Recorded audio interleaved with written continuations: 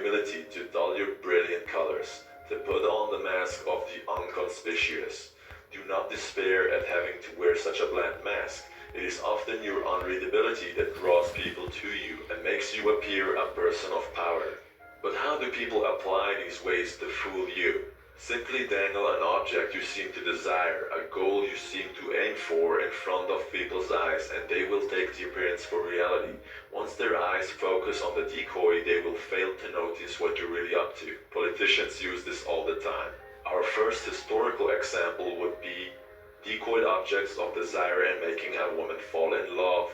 The Marquis or Marquise de Sévigné was inexperienced in the art of love. He confided in the infamous courtesan of 17th century France, Ninon de Lenclon, to instruct him on how to seduce a difficult young countess. She made him follow a plan over a number of weeks, where the Marquise would be appearing in public, always surrounded by beautiful women in the very places the Countess would be expected to see him. He was supposed to assume an air of nonchalance. This increased the jealousy of the young Countess, who was not sure of his interest in her. One day the Marquise, unable to control his passion, broke from Ninon's plan and blurted out to the Countess that he loved her. After this admission, the Countess no longer found him interesting and avoided him. The whole premise of dating is based on games, wild moves, and being unpredictable. If you display your feelings too soon, it becomes an artless show of passion, a door closed that would never open again. In seduction, set up conflicting signals such as desire and indifference, and you not only throw them off the scent, you inflame their desire to possess you.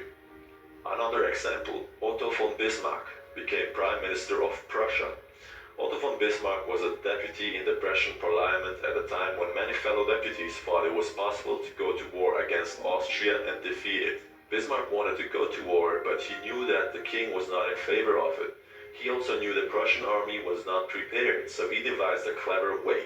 He publicly stated his praises for the Austrians and talked about the madness of war. Many deputies changed their votes. Had Bismarck announced his real intentions, arguing it was better to wait now and fight later, he would not have won. Most Prussians wanted to go to war at that moment and mistakenly believed their army to be superior to the Austrians. Had he gone to the king, his sincerity would have been doubted. By giving misleading statements about wanting peace and concealing his true purpose, Bismarck's speech catapulted him to the position of Prime Minister. He later had the country go to war against the Austrians at the right time, when he felt the Prussian army was more capable and united with Germany. Yet another example, the Duke of Marlborough used this in the Spanish Succession. During the War of the Spanish Succession in 1711, the Duke of Marlborough, head of the English army, wanted to destroy a key French fort because it protected a vital thoroughfare into France. Yet he knew that if he destroyed it, the French would realize what he wanted, to advance down that road. Instead, then he merely captured the fort and garrisoned it with some of his troops, making it appear as if he wanted it for some purpose of his own. The French attacked the fort and the Duke let them recapture it. Once they had it back, they destroyed it.